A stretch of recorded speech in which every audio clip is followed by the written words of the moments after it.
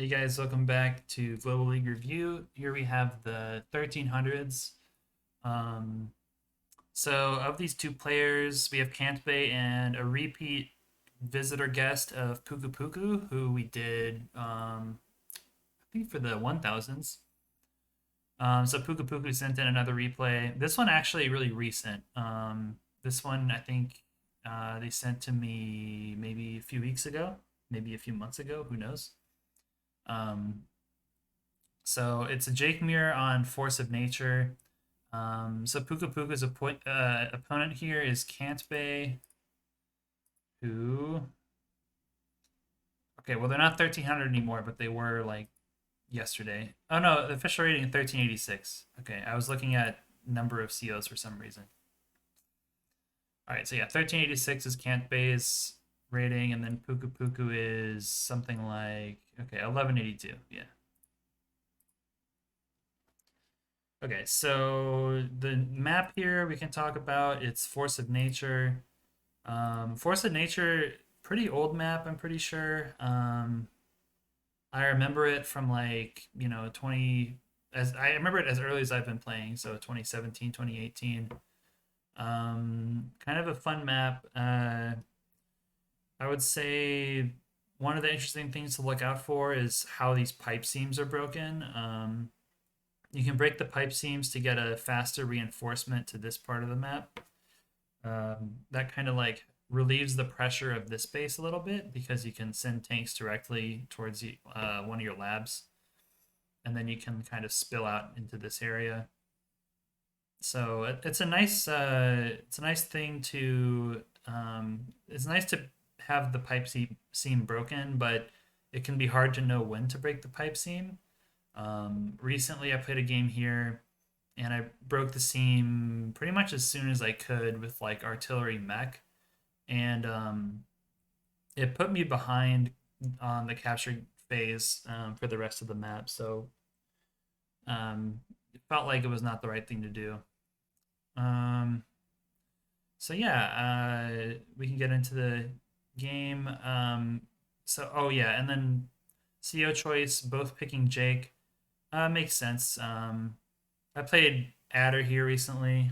Um, Adder's always a good choice. Um, Jake seems good here. There's a lot of planes. Artillery are nice. It's kind of a choky map, so I guess like Jake artillery BS is like a pretty good. Seems like it's pretty good on paper, but it can be hard to actually pull that off. So yeah, let's get into the game then. So normal moves, normal moves. Okay, so first non-infantry build is a mech here by Kantbay. So the idea here is like the mech can move and then shoot while on its way to this city, which is kind of cool. You can do things like shoot maybe a couple times and then go to the city, or maybe just shoot once for free on the way to this city. It reaches the city as fast as an infantry does. And then the other nice thing about building a mech to help bust down the pipe seam is that when it's done, it can sit in this mini mountain range, and it's really hard to dislodge, and it kind of makes attacking into it a lot less appealing.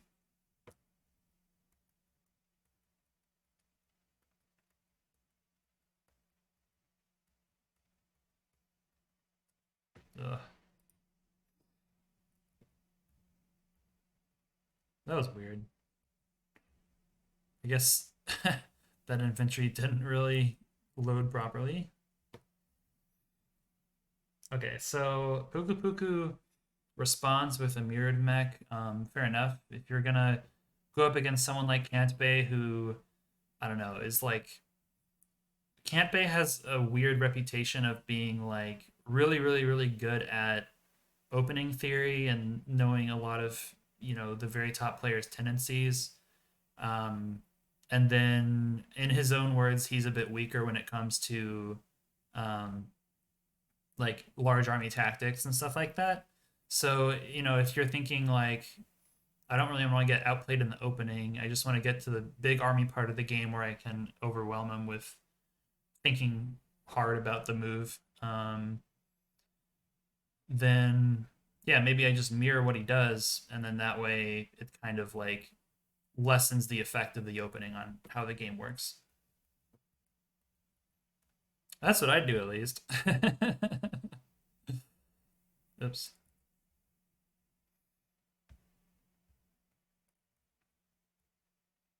Okay, so then Kanpei goes immediate artillery afterwards. Yeah, this is the opening I was talking about. Either you do mech first into artillery, or you do artillery first and then mech. Either way, it's going to be mirrored, it seems. Let's just double check that first before. Yeah, it's going to be mirrored. So turns out to not really matter exactly what's happening. But I think there's a way of refuting this with like, I think my opponent built like recon, or maybe just tank first, and then they just sat the tank up in this region and just killed my stuff while my artillery was sitting there, sadly breaking down the pipe seam.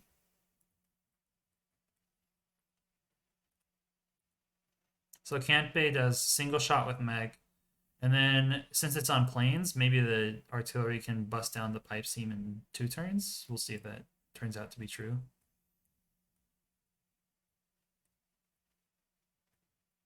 And then a second artillery from Kanpei. That is pretty interesting. I would consider base skip tank here actually. Um, the second artillery is like a little risky. It just feels like you're kind of committing pretty heavily early on. But I guess if you're noticing your opponent is just copying your moves, then you might as well. It looks like Puku Puku has 8K as well, so copying the artillery seems like the right thing to do. So maybe it doesn't matter.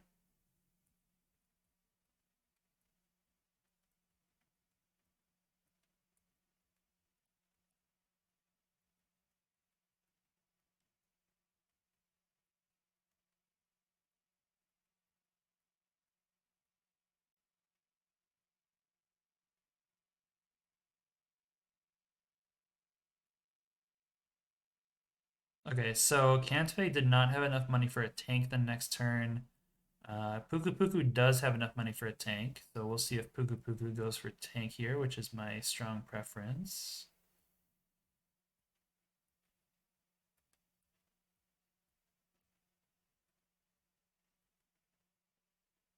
Okay, actually another artillery, but from the top.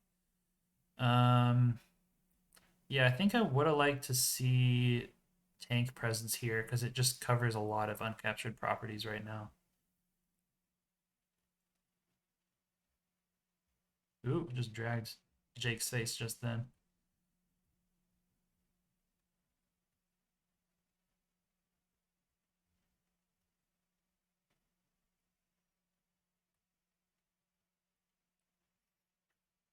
Okay, so pipe seam goes down. Now there's a tank in time to kind of like rush through. Um, Kantpei also goes for like this really annoying position with the artillery, which is also a really good position with the artillery, like tucked behind these mountains. It actually leaves it open on one side and just says like, well, you can attack with your infantry if you want to, but then I'll just have an 8 HP artillery and you'll be dead. So it seems like a solid choice at first glance.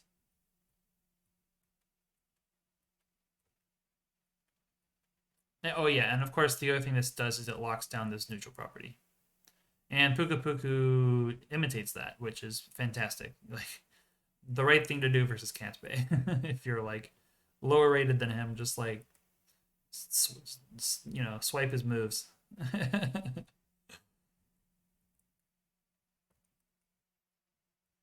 Okay, so now both are kind of moving towards tanks. Looks good. Um, this formation looks a little bit sketchy. I think that you can do infantry, infantry interrupt and kill because the com tower is there. You could even interrupt your own cap and then like start capturing this city and then like full wall this area off while killing this infantry, and then park your artillery maybe a tile south or two tiles south, and then you're looking at a really solid wall after killing an infantry, which is a good feeling to be when you're kind of artillery spamming. And Campe actually moves his mech in range of getting traded into with infantry, which another interesting, unexpected move there.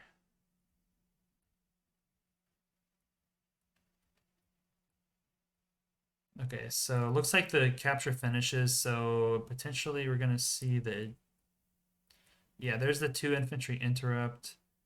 Um, Now here's the hard question: like, does the artillery stay where it is to protect the lock of the city, or does it want to go down here-ish where it can get walled off by these infantry? That's kind of it's a difficult decision.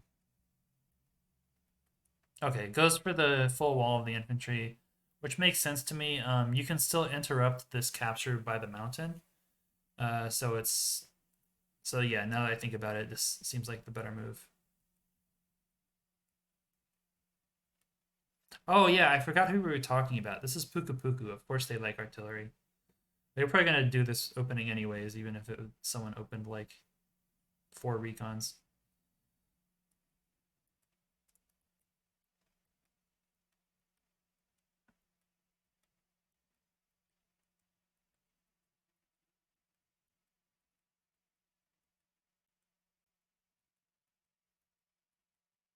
Okay, so Campe backs off for the most part, although leaves this infantry here. Um, Looks like there's some potential to trade out these two infantry.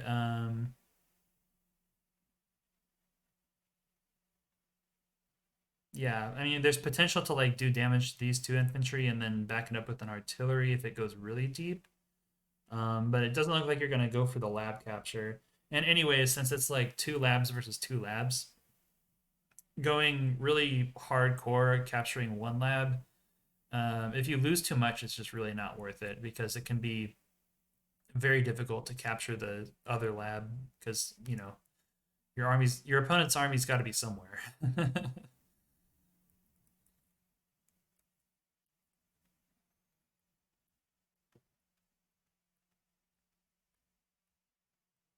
So Puku Puku making the difficult decision to heal with his 7 HP infantry. One of the efficiencies that I usually like to think about is like, how late do I get my first heal for like damage for cost that is not a multiple of 1,000? Yeah. So basically, like this is gonna cost like 200 funds, um, and it's gonna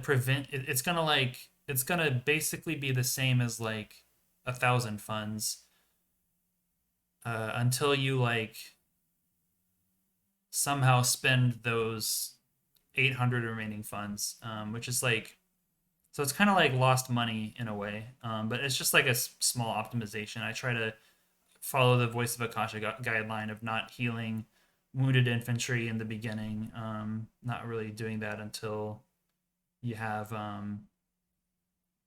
like until your until your total funds are not divisible by 1,000.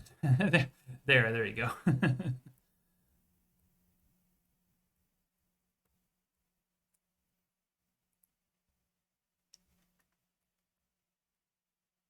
Okay, so in the meantime, there's been some Beecopter anti-air development.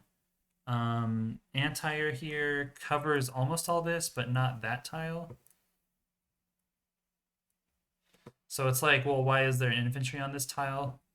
Um, well, there's really good walling here by Puku Puku, realizing that if this infantry is not here, then it can be infantry, infantry, and then kill this infantry. But as it's set up right now, this infantry can't get struck from the mountain, so it can't be one shot, and it can't be two shot either, because something would need to get onto the mountain, which can't. I mean, the only weakness here is that there's like a hole here, so this infantry could go across the mountain and then infantry kill, and then maybe B copter.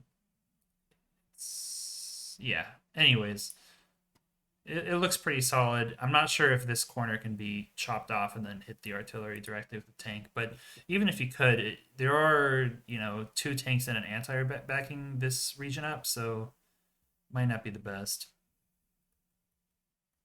So taking the pot shot with the B copter is like a fair thing to do.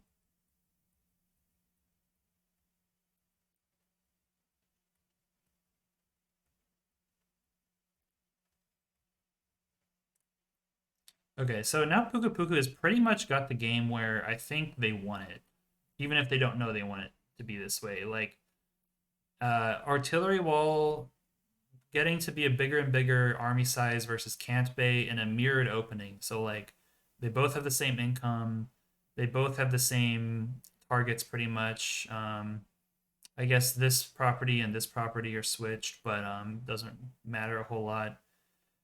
Um, and Puka Puka is like kind of specializing in artillery, so having lots of artillery and lots of walling potential, it just seems like the game is kind of heading in their direction, despite the fact that Cant Bay is much higher rated.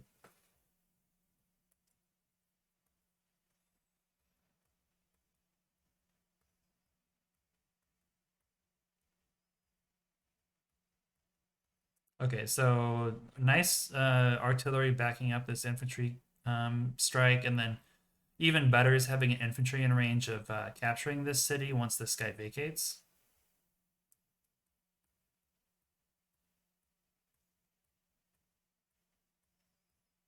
And also, I do like kind of staying away from this area.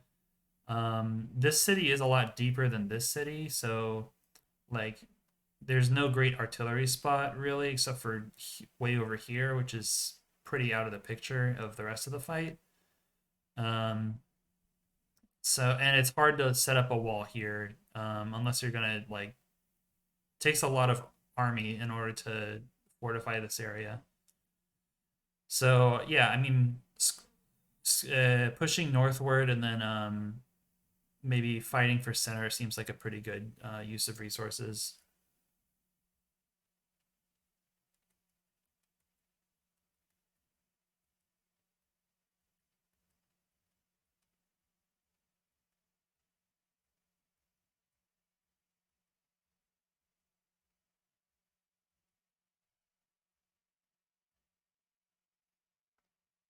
All right, so Campe indeed moves his infantry back. Although there's nothing, I think almost the mountain would kind of be a better place for it.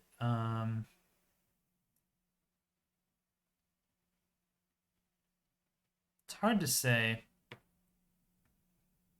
It's just by retreating like this, there's a free shot by the 8 HP infantry, so it's like, it's kind of like free hit by retreating, so you're not really retreating in a way.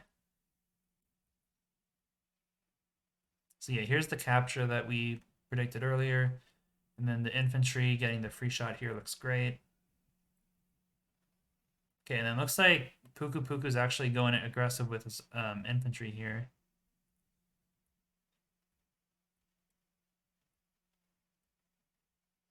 And gets a free shot on the artillery. Um, and it has a fair amount of army backing this up, so looking like a pretty good push. Okay, this artillery going up here. Oh, I see. The artillery blocks this infantry from interrupting the cap. So I get it now. All right, so that does make sense.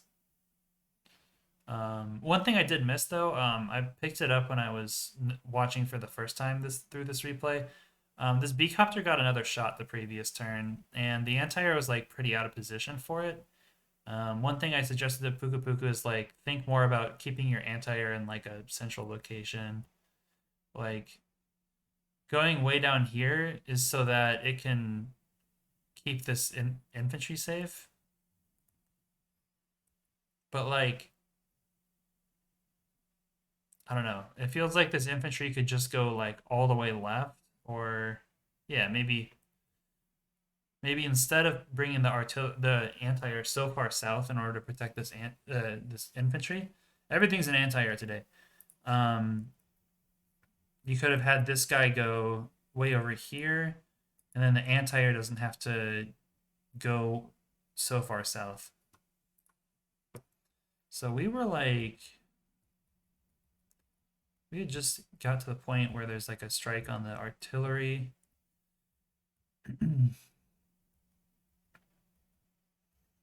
Okay, and then you can kind of see the power of this broken pipe. Like the tank is able to go directly into this forest, which then covers this whole area where it wouldn't have been able to as easily from going south.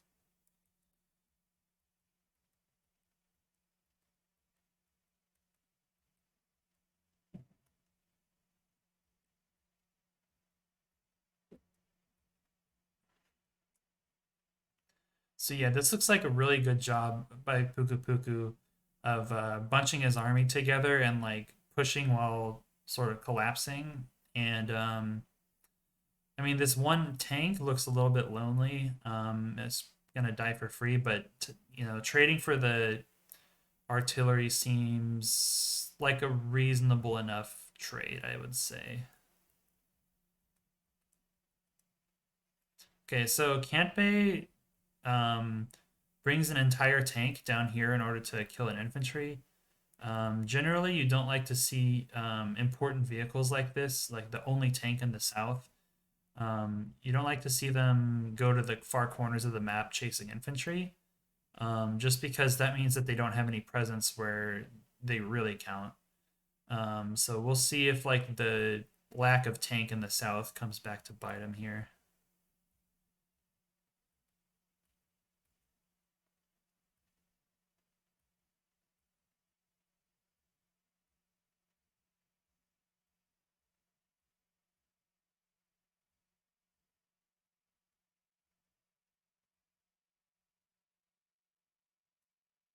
Okay, one thing here, infantry finishing off 1 HP infantry, I think it's better to attack here and then spread out the damage more. Because it's I don't know. Unit count is important, but I don't know if it's that important.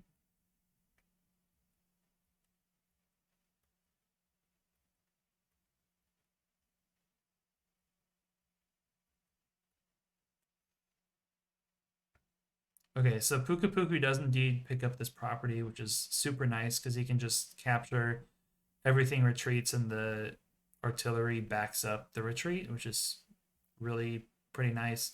As long as Puka Puku can like plug this hole, it looks to be pretty good shape.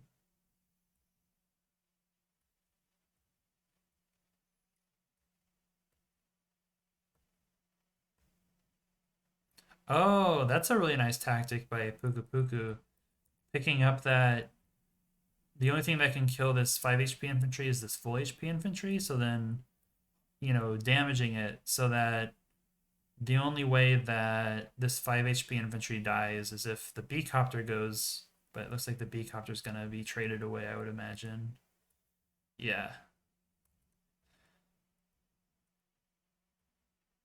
So now this artillery is safe against the tank, which is like huge because, like this artillery is busy firing on important vehicles while Cant based tank is kind of sitting around doing, like looking at this artillery, not being able to hit it. Oops, press the wrong button.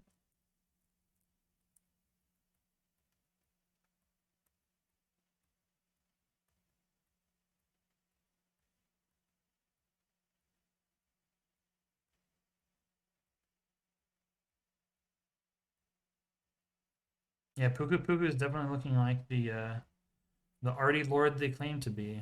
That much is for sure.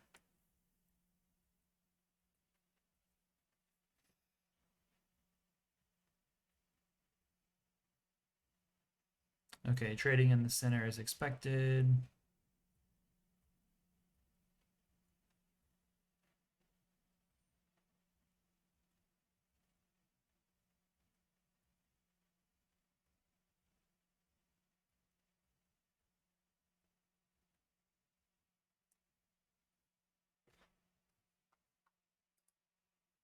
And then actually Can't Bay picking up this bottom property, which looks really nice.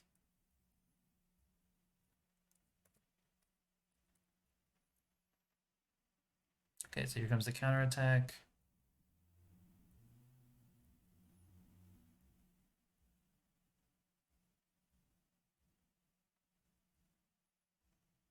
Yeah, continuing to like I guess there is a move where both tanks for Can't Bay attack the artillery back here, but you could even move this guy back and then on Super CO power punish that attack. So see if Puku Puku decides to do that.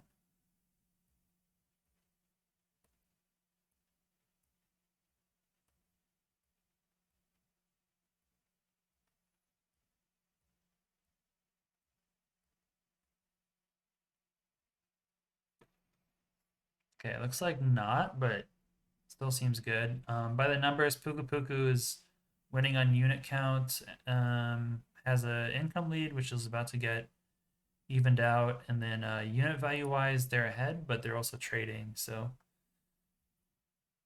okay, here comes Can't Bay's super.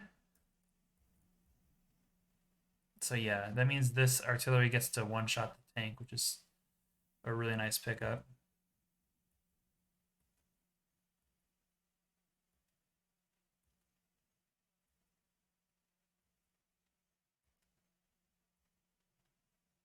It's the danger of winning too hard is that. I mean, it's not. I guess it was like it was pretty even, so I shouldn't say that. But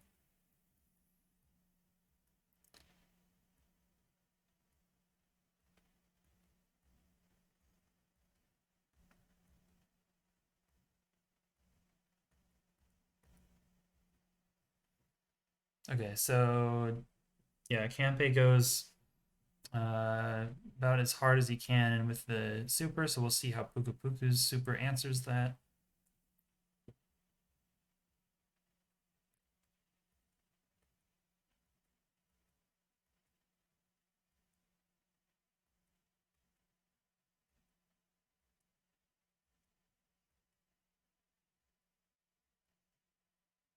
Okay, pretty interesting with this tank going for the hit on the infantry rather than tank on tank from planes. It's kind of what I expected to see.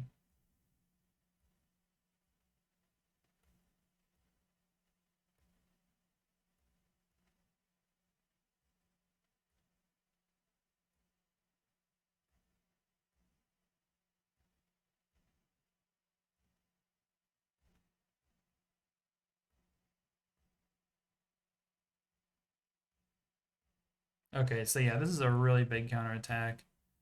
And I think the most important thing about this formation, about the board state really, Puku Puku, like, again, still pretty far up on unit count, but unit value has an advantage. But like, really, the biggest thing about this board positioning is that Cant Bay has like three really important vehicles that are on the very, very top of the screen, which aren't contributing very much to the center fight at all. Um, so that's kind of the main issue with Campe's situation right now.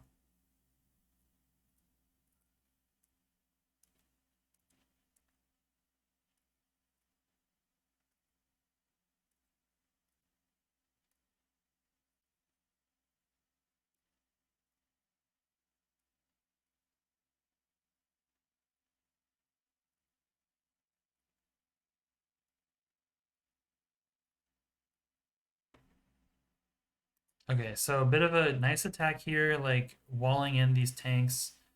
Although it does look like a lot of damage is going to be done, and this tank's going to get involved. Puku Puku is still leading in army value, essentially, like on average, still leading on unit count on average.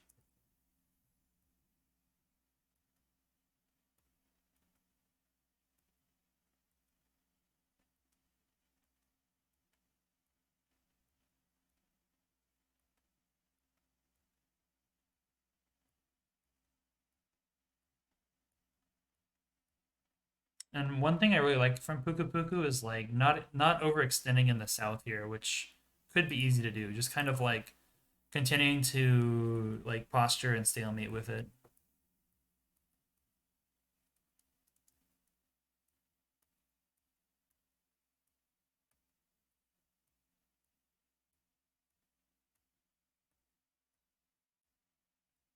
Okay, so going deep with all of Camp Bay's vehicles here.